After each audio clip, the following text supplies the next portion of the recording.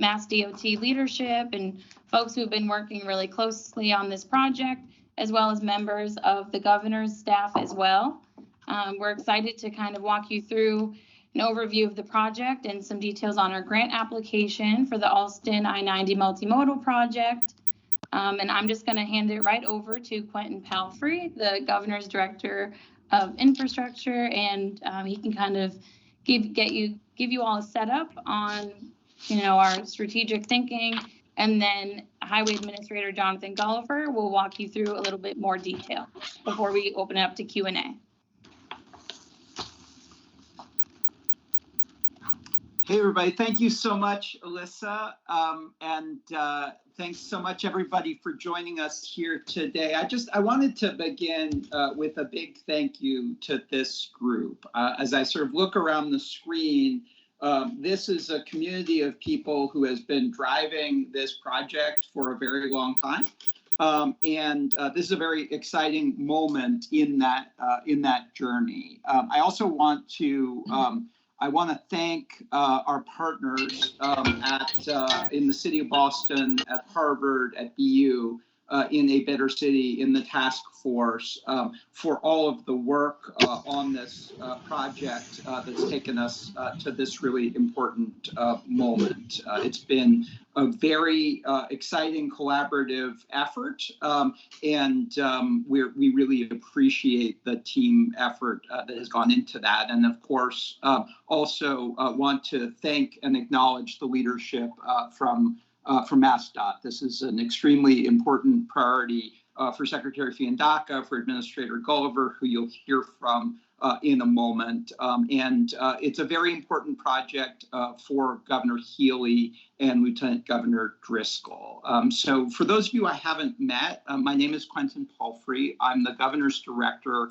of Federal Funds and Infrastructure. And I'm in a new role that the governor created to make sure that the Healy-Driscoll administration was being strategic and aggressive in seizing federal funds to advance really important administration priorities. And one of the most important administration priorities is making sure that we move forward projects like this one. And the governor feels, as I do, and as I know a number of you do, that bringing about this project could have transformational possibilities, not just for the greater Boston area, but for the entire Commonwealth, and will enable a number of other important steps forward. So what we're here to talk about today, which I think you all know, is that the Commonwealth and our partners applied on Monday for a significant chunk of money in connection with the funds that are created under the bipartisan infrastructure law. And in the process of developing that application, had an opportunity to really sharpen our pencils with a number of these partners about how we build a pathway forward for this project. The mega grant application is one step on this journey. We intend to be very aggressive in seeking federal funding in connection with other grant opportunities, and to move forward with all of our partners, putting significant steps to move this project forward. As you all know, and I know you've been involved in this project in many cases for a decade or more, this I-90 Allston multimodal project can have a transformational impact on transit, build vital infrastructure, support residential and commercial growth, and unlock potential development in an area that's almost equal to the Boston Seaport neighborhood. So what we've applied for, and my colleague Administrator Gulliver can go into a little bit more detail on this in a moment, but we're pursuing $200 million under the Mega Grant program to support this project. And the Mega program is part of a joint notice of funding opportunity under the bipartisan infrastructure law that is sometimes referred to as Mega Infra and Rural Together. But it is meant to provide resources for significant regional economic mobility and other projects. So we submitted that application on Monday. The MassDOT is the lead applicant on the proposal, but we filed jointly with the City of Boston. And the project is significantly strengthened by our partnership, not only with MassDOT and Boston, but with Harvard University and Boston University. And one of the exciting things about this project is, as you all know, it supports not only the needs of motorists on the Mass Turnpike, but also pedestrians, cyclists, public transit riders, and supports the growth of the local economy. It will help us to build a safer, more efficient multimodal transportation network. It's going to increase neighborhood access. As part of this scope of work, we hope to build a new West Station that will improve connectivity to the commuter rail, buses, shuttles, and bike share opportunities. And it's going to create an enormous number of construction jobs, professional service jobs, and retail jobs. And in addition to the huge transportation, housing, and economic development benefits of this project, we're also excited that advances other cross-cutting Healey-Driscoll administration goals, including potentially very significant climate impacts and significant benefits in terms of equity and impacts on environmental justice communities, and also will have a significant benefit in terms of workforce and labor. And I'm excited that my colleague, Roger Burnell, who's Senior Advisor for Labor and Workforce, is joining us here today and can answer any questions from the labor perspective. I also wanted to give a shout out to the Governor's Director of Federal Affairs, Will Rasky, who is here with us today and has been working very closely with the Biden administration and with our congressional delegation to support this effort going forward. So I'm very excited about this project. The governor and the lieutenant governor and Secretary Fiandaca have put a lot of energy into this proposal. And we are excited to take this opportunity and many opportunities to come, including potentially other federal grant opportunities that we plan to apply for this fall to move this important project forward. So with that, I don't know, Will, whether you wanted to say a word or two, and then we'll turn it over to Administrator Gulliver to go into some more of the details. Thanks, Quentin, and I'll be brief, and I'll turn it over to Jonathan and the MassDOT team that has done incredible work to bring this project forward and to bring forward the project with strong partnership from the City of Boston, from Harvard University, from Boston University, from partners who are key to the success of this project in fundamental ways, from a planning standpoint, from a financial standpoint, and we're just grateful for all of the work that has gone into this. And I just want to underscore, as Quentin said, I'm the Director of Federal Affairs for Governor Healey, and we're considering a really robust, with Quentin's work, with Quentin's team, a robust strategy for going after as many different federal grant opportunities as possible. Big, significant infrastructure projects, aptly for the mega program such as this one, really do need stacking of federal resources, and that's the mindset that we're taking as we approach this overall funding mix to move this really exciting multimodal program forward. And then just for the good of the order here, I'm the director of federal affairs, but I'm putting my former comms guy cap on, and just want to state, for just so everyone in the call is aware, from a participants' perspective, that we have some press on the line for this meeting. So just want folks to have situational awareness. It doesn't change anything from our perspective in terms of what we're going to be sharing, but want to make sure, for the good of the order, that everyone on the call is aware of that. But with that, again, just, I know the governor's team is really excited, and happy to kick this over to MassDOT and Jonathan Gulliver, Director of Highways. All right, thanks, Will. And to echo what both Will and Quentin said, I want to thank everybody for being here to discuss this. There's many of us here who have lived this project now for a number of years, and we're really happy to see this get going in this direction. So first off, I think it's worth just reiterating for everybody what the scope is, and I'm going to be very brief on this, high level. I think most of you on here know what it is, but just in case, this will take the turnpike through the curved area of Allston.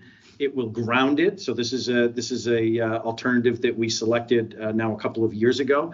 So it'll ground that. That means that there will be no viaduct after this project is over. There's a number of key elements to it. West Station has already been mentioned, but I think a key thing to remember is that this is a true multimodal project. This is not just about the highway. There's some obvious benefits to taking the curse out of the curves, if you will, coming through that area. But there is also a lot of multimodal connections that we're talking transit connections, bike and pedestrian improvements, and connections, and a lot of opportunities, including reconnecting the neighborhood back to the rest of the city and to the Charles River Basin, which is a really important element of this project, both from the environmental standpoint, but also from, again, the reconnecting communities, which is a big grant program that we're going after in this. All right, so that's the broad scope. Now, I think everybody knows we have already submitted this project in the past, and this is our second time around at this submission. A couple of key things that I think is worth noting about what's different this time. So we spent a good part of this past year speaking with USDOT and others, and with the help of Will and Quentin, really had a robust dialogue with folks in the White House and elsewhere about how we could improve our grant strategy in general. And we took a lot of that back, and we've restructured our applications. A lot of it's the same, but I think some of the key differences that are worth noting here are that we really beefed up our economic analysis to improve our numbers. That was something that we did jointly with a number of the stakeholders involved, in particular ABC, but also with a lot of cooperation from the city of Boston and with Harvard and BU and others, to really make sure that we were putting our best foot forward as far as the economic analysis goes, and considering everything, not just the immediate economic benefits of the project in terms of new construction jobs, but also the long-term economic value of the entire project as a whole. As Quentin said, this is an area that's about equal in size to the seaport. A lot of economic opportunity as far as that area goes for the long-term future, both for the immediate abutters, but also for the state and for the city. So that was something that's been really stressed this time around. Last grant application contained a lot of projections as far as where we thought the cost centers would be. A big change this time around is that these are real commitments, and I want to thank Rick Domino, who is our new MassDOT board member this year, but he led MassDOT's effort on the subcommittee for finance, and really brought all the parties to the table and really looked at what kind of things that we could do, and really worked to make sure that we had real solid commitments that penciled out. And what that means is that we have now three basic groupings of of funding in this. We have about 1.17 million in state dollars, and 1.17 billion in state dollars that are committed to this project, and those are from real funding sources. Those are ones that are in our control. They don't require us to go back and ask permission, for example, for bonding and so on. Those are stuff that's immediately available and committed in the budget. There's 300 million in third-party funds, and that's coming from all Harvard, BU, the city, and others. And that's a key thing. Again, last time we had projections on what we'd expect to negotiate. These are real numbers that are committed. And then 500 million in grant monies coming from two different sources: 200 million from MEGA, and another 300 million from the Reconnecting Communities grant program. Something I really want to stress on this, however, these are numbers that are the way that these grant applications work. These are going to go into USDOT. They're going to review them. They go in two separate applications. Reconnecting Communities is where we think we actually have a really, really big opportunity this year. That's a newly revamped program by USDOT with a lot of money. And we think that there's a lot of money that we can get from that program. So our equation here may change, is what I'm getting at. Is some of these, as we go through the grant process, some of these numbers may shift around a little bit to continue to balance out. But we're very confident with what we have right here today for this first grant application, that we have a finance plan that pencils out, and we think that there's again going to be received very, very favorably by the people who review these grants. I've already mentioned the economic analysis. That was a really huge part of this, and we think a real difference maker. In, I think we went conservative last year. This really looks at it from a different standpoint, and really turned over all the rocks to see where we had opportunities to make sure things added up, and we were putting our best foot forward. A couple of other key things I'll say that I think is worthwhile for everybody to know, and then we will open it up for questions. First off, this project, again, opens up a lot of opportunities, not just for the immediate area, but for the entire state. It's if you're a commuter coming from the west, especially, you're going to have improved rail service. You're going to have improved highway service if you're driving on the turnpike.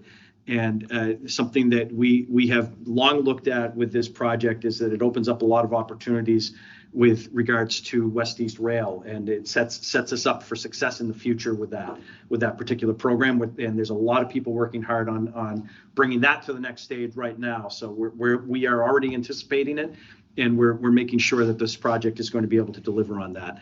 And finally, the schedule on this remains pretty close to the same. I think just for those of you who have not been following the project closely, and I'll just, again, speaking very high level here, we are still in the permitting phase and working through that part of the process.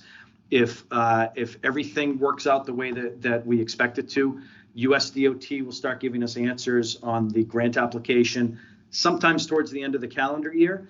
And that's when we can start really putting our finance plan into committing it to be final, and start working towards the procurement process, which will happen over the next couple of years.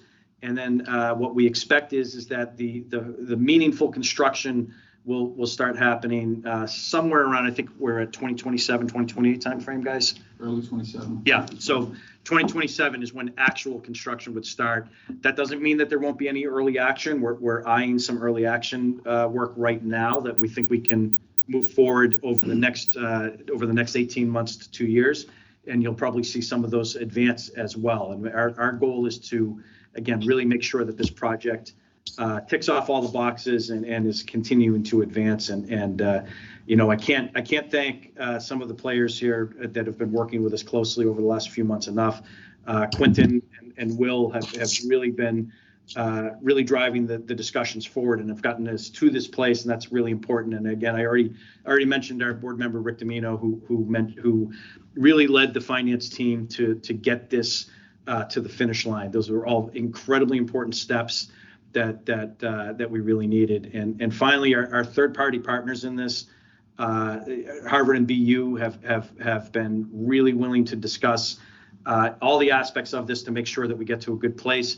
And then the City of Boston is our co-applicant on this and has remained a committed partner, both in the mayor's office and with both Chris Osgood and Yasha, who have been with us every step of the way in this project. So I just really, I'm sure I've missed a few people here, but those have been our key partners in getting us to where we are today. And we're really, I think, I speak for everybody that's been involved in these meetings to say that collectively we're really feeling confident about going into this grant application. And as far as my involvement goes over the last half a dozen years now, I think this is the closest we've been to actually getting to a point where we have a real project that is right on the cusp of being delivered. So with that, why don't we turn it over to questions. I'm going to have Alyssa screen whomever comes in with things, and I think we're going to ask people to raise their hand first. Yes. Go ahead. Yeah, that'd be great. And while we're doing that, I also want to give a big shout out to Senator Brownsberger, who I see on the line, and I know is big champion for this project. I see Rep. Sabadosa, and we've had some really great colleagues in the legislature and elected officials working on this project for a long time as well. So just wanted to acknowledge their leadership as well. Thanks, Quentin. I think I have Frank Callahan has his hand up. Oh, thank you. Thanks for the invitation and thanks for all the hard work that's gone into this.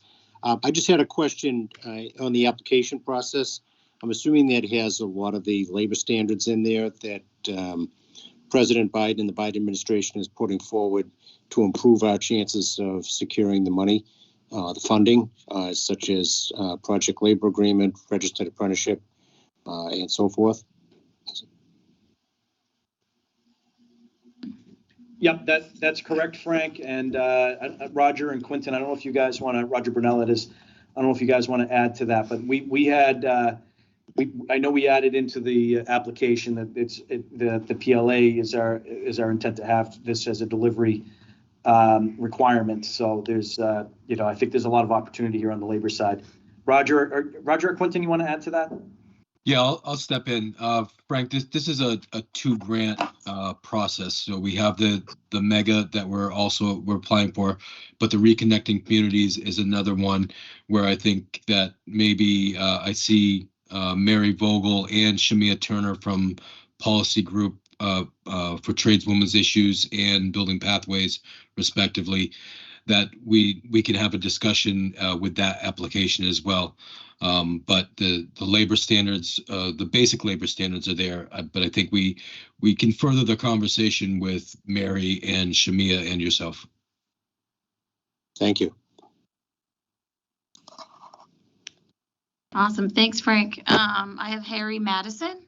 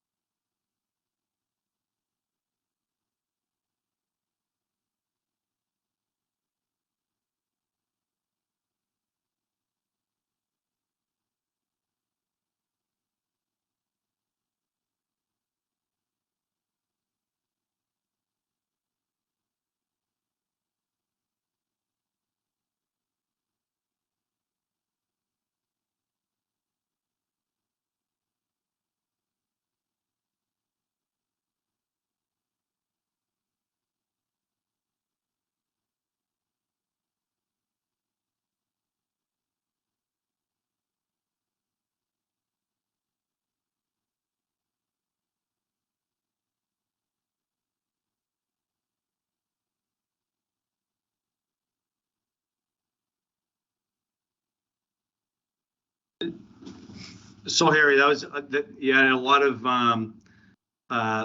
of questions in that. I'm not sure that we're prepared to get into that level of detail for today, But certainly a lot of what you just mentioned is stuff that we're going to continue to work on those details through both the task force, which is, I think goes without saying, has been both a huge partner and a real driver to getting us to select the preferred alternative, again, now close to 2 years ago, but also continuing through the permit process.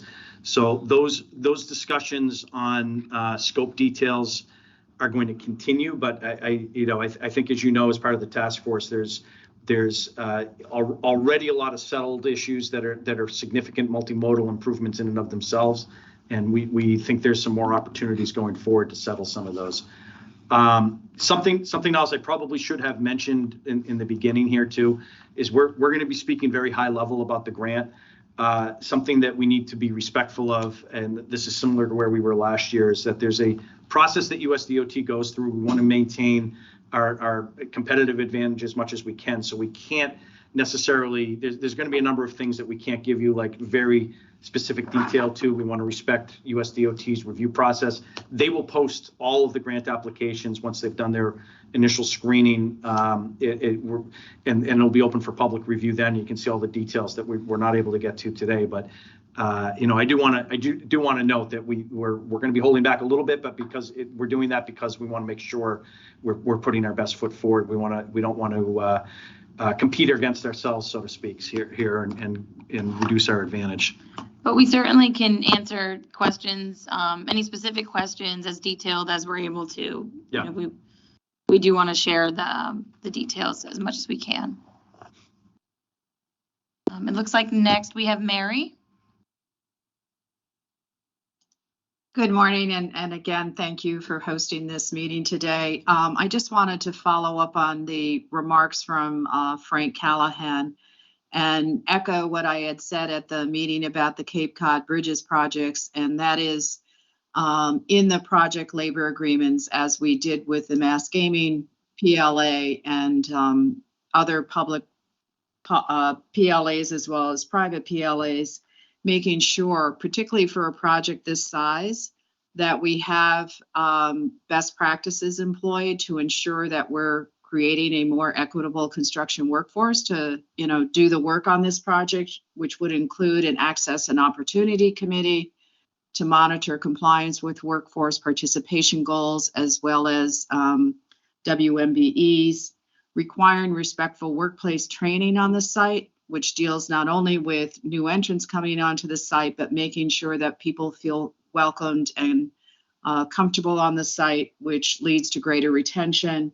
And then Roger mentioned the Policy Group on Tradeswomen's Issues, which has published a Finishing the Jobs Best Practice Manual that provides checklists for every industry stakeholder that would be involved on the project to ensure greater equity in the workforce. So again, I just wanted to bring those to your attention again.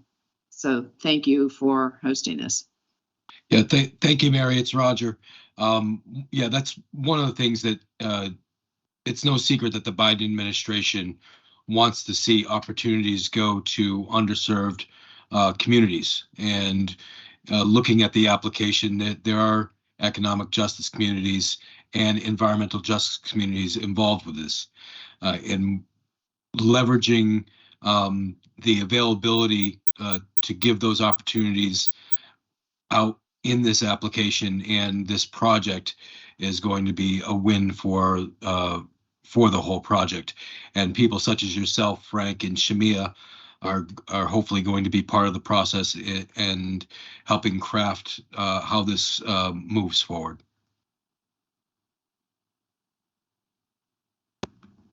Thanks, Roger. Next I have Christian.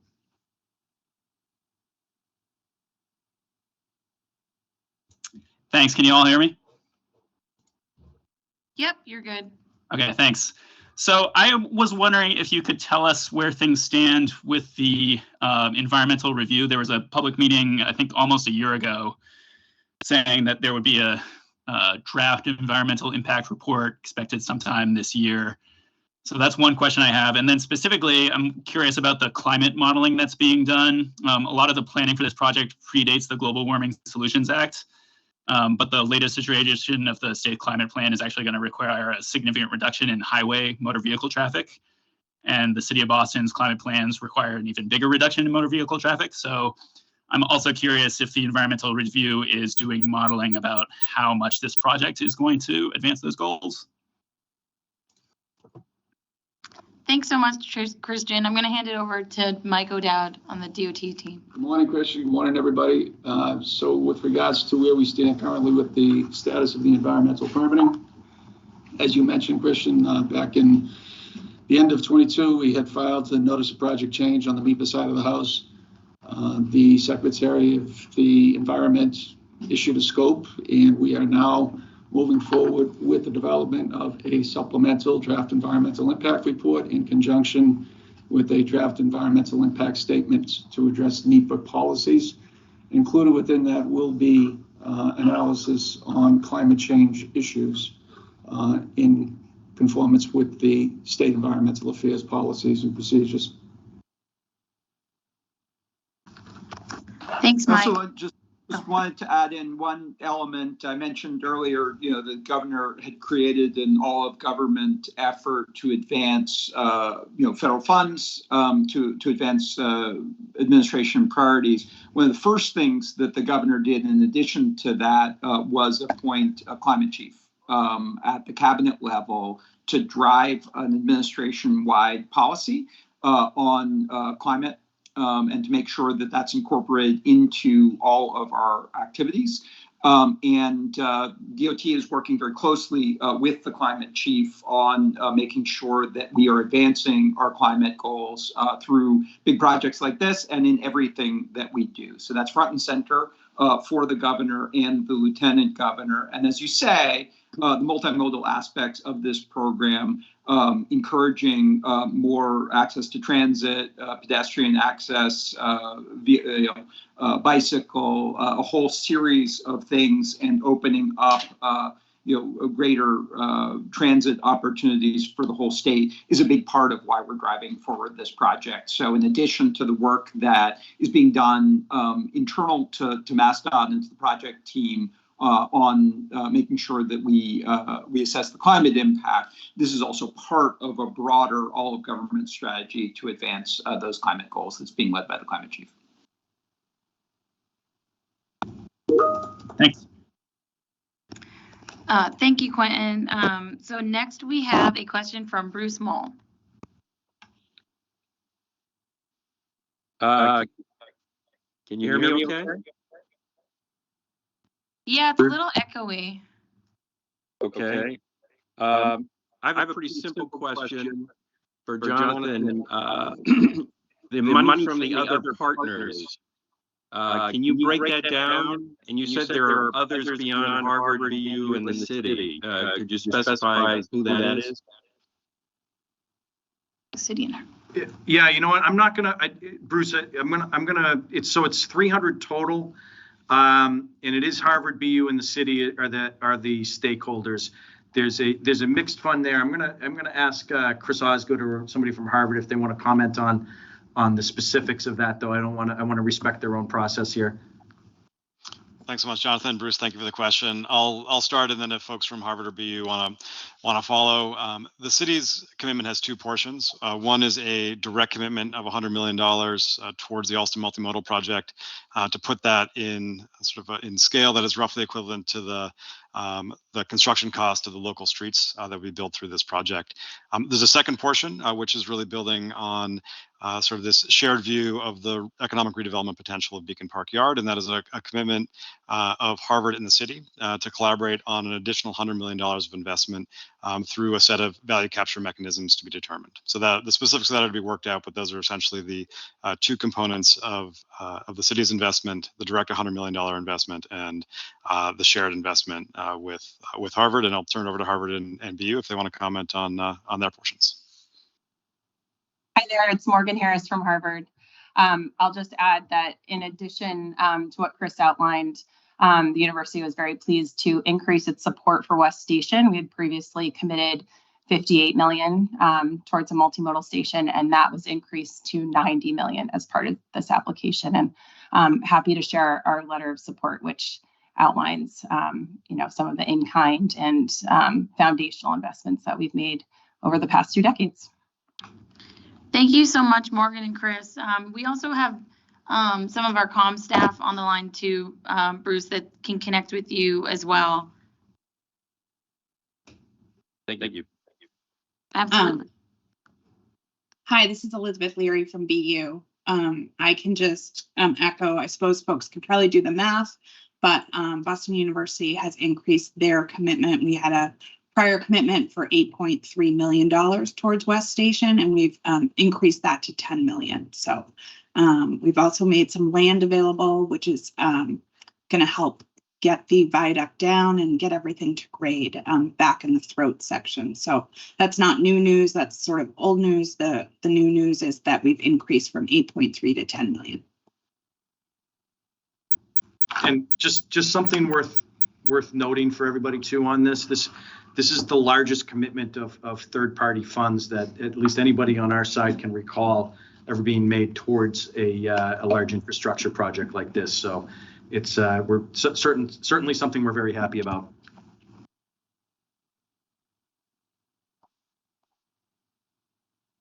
Christian, I don't know if your hand is still up from before or not, but if you have another question, please go ahead. Okay, looks like.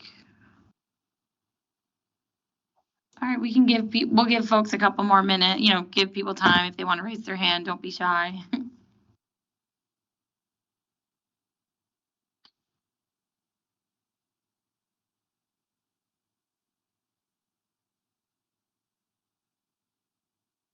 Rick. Director Domino, go right ahead.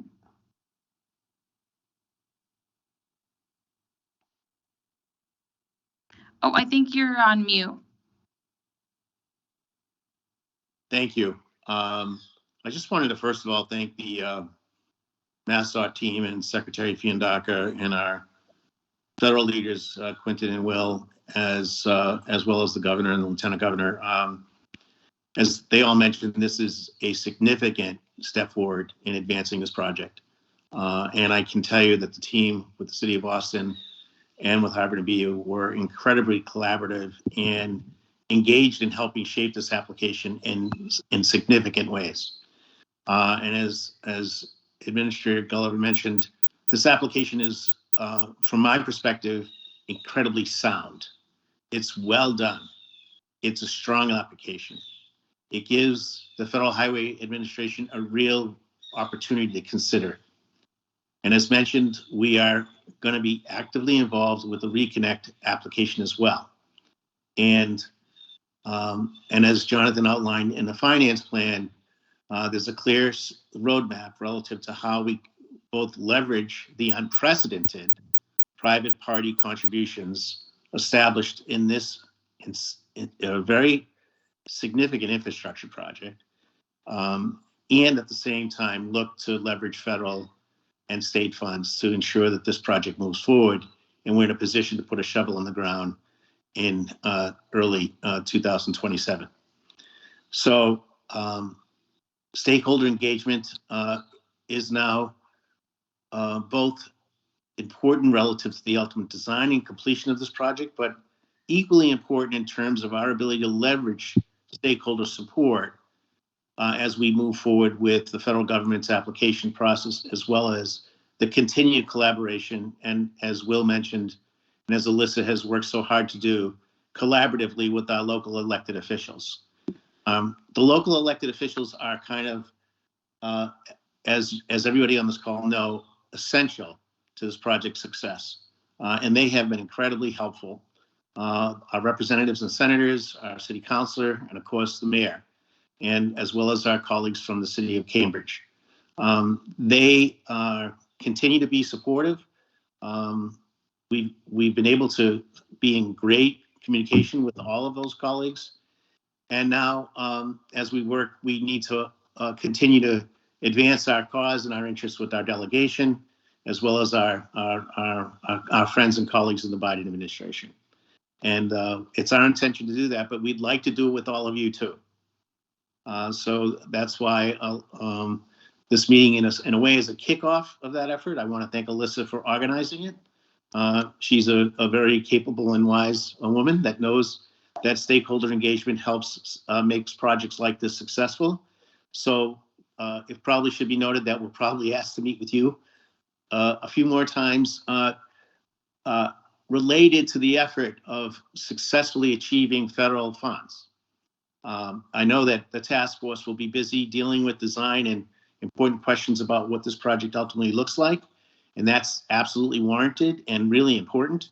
But the stakeholder effort is relative to ensuring that the Biden administration, our elected officials understand the importance of this is also very a key aspect of this as well. And so, again, we have a strong application, a viable finance plan, and a cost-benefit analysis that shows that this project can deliver a return on investment. And so we're ready to go, and I really appreciate, again, MassDOT organizing this effort and our team effort with all of you.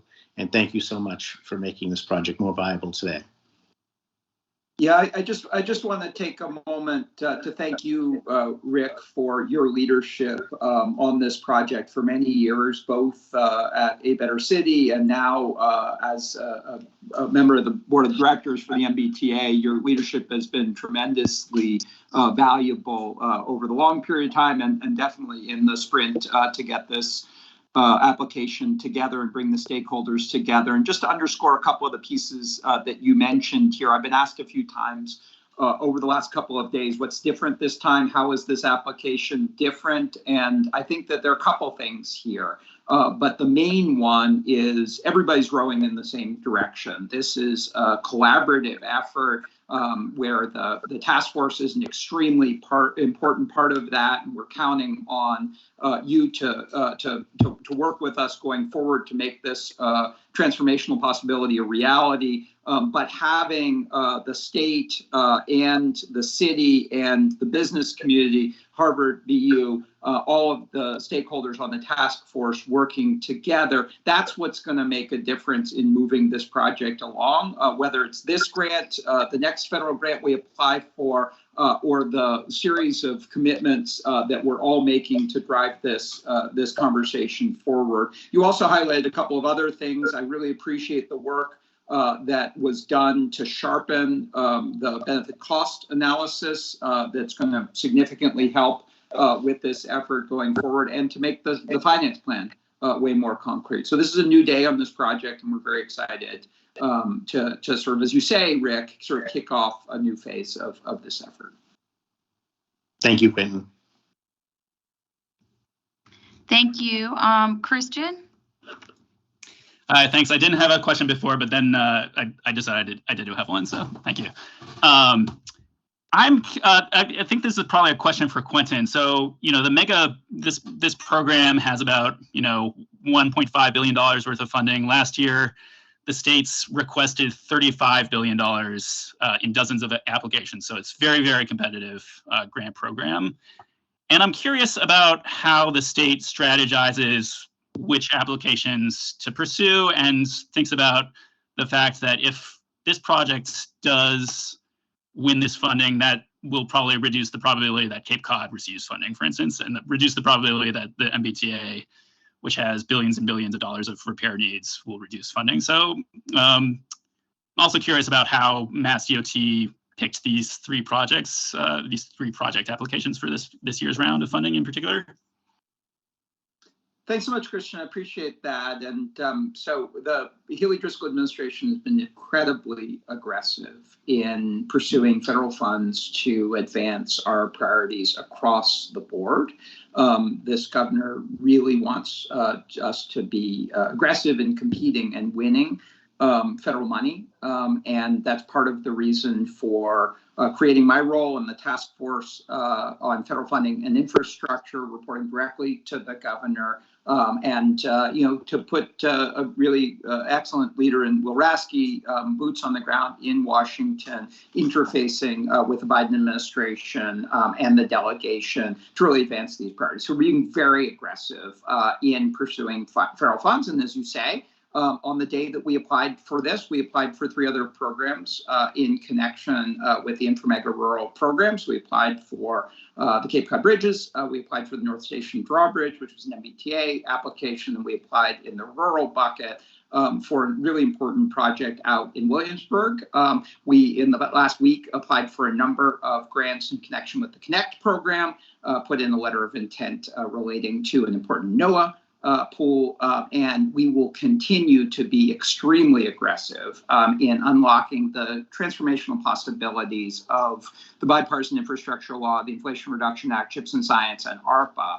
This is a moment of opportunity where there are federal resources that are going to really make a big difference for advancing our priorities. And I think as Rick was describing, and certainly as Jonathan was laying out in terms of the finance plan here, we're going to have to be aggressive in seeking a number of different resources to advance this project. MEGA is one possibility. Reconnecting Communities, which is coming up next month, is another possibility. We're pursuing other kinds of federal arrangements, including, potentially loan structures. And we have state financing approaches. We've got the city at the table. We've got Harvard. We got BU. We're all going to have to work together to make this financing plan work. And we're incredibly excited about this mega application, but it is not our only pitch to swing at. And we're going to work really hard to pull this together. And the reality is that that's how multi-billion-dollar transformational multimodal projects work. You don't come up with $2 billion generally just by a check falling from the sky.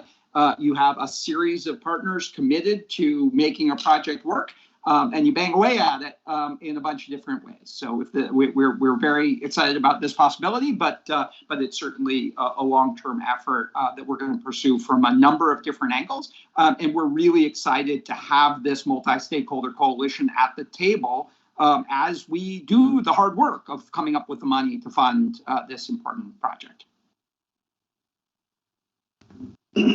Thank you, Quentin. And then I think Chris Osgood from the city of Boston wanted to say a few words. Alyssa, thanks so much. Really, this is just to echo much of what has been said already, really on behalf of the mayor and the city, which really starts with a set of thank yous. Really appreciate the governor, the lieutenant governor, Secretary Fiandaca, the MassDOT team, and Quentin's leadership on all of this work. We would not be here without their very strong collaboration and leadership. And we also would not be here without the very strong and collaborative leadership and advocacy of so many members of the task force and our partners at Harvard and BU and in A Better City. And because of that collaboration, to something which has been said already, I think we've submitted a much stronger application this year. And in my mind, there are 3 sort of dimensions where it is stronger. First, it is a better design. Second, a stronger financing plan. And third, a clearer articulation of the benefits of this project. On the better design side, and the MassDOT team, please feel free to correct my timeline here. But it was last December when MassDOT declared the all-out grade as the preferred alternative. This is a critical step in both lowering some elements of the construction costs, certainly lowering the long-term life cycle costs and the maintenance costs, and a really critical component to delivering on one of the project's values, which is really reconnecting the Allston community with the Charles River, as was mentioned earlier. The stronger financing plan we've certainly covered, and that clearer articulation of benefits has also been covered as well around the impacts to road safety, as Jonathan mentioned, the impacts on state of good repair has been covered, the opportunity for economic growth, new affordable housing and open space. And as Harry mentioned, huge opportunities for better ways to get around, better access to transit, and certainly far better connections for folks who are walking and biking in the Allston community, all of which we appreciate, which is why no matter where you live, no matter how you move, no matter what type of transformational transportation priority is your focus, we think this project delivers, and it's why the mayor and the city are very excited to be co-applicants on this application, and really appreciative of all the work that so many folks on this call have given to this project. Much more work in front of us, but we look forward to the collaboration ahead. Thank you so much, Chris. I think that is an awesome place to end off. I think echoing your what you just said, Chris, we're really thankful at MassDOT for our partners at BU, the city, and Harvard, and also everyone else on this call. We need you for this to be a success, so we look forward to partnering with all of you and providing updates. And feel free to reach out to us. If you're on here, you likely got my email with the invite, so you have my contact information. Please do not hesitate to reach out. I'm happy to connect you with whoever you need to get any answers you might have, any questions you might have. So again, thank you, and I'm sure we'll all be talking again soon. Thanks, everybody. Thanks all.